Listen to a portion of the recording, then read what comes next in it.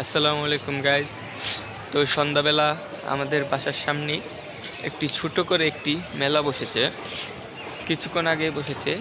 সেই মেলাটি যদি এখনই যাব আমরা নিচে।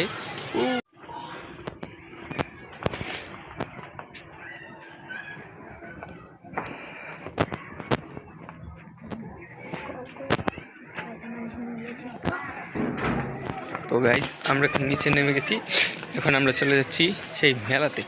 তো চলেন আপনারা সবাই। তো সেই হচ্ছে মেলা।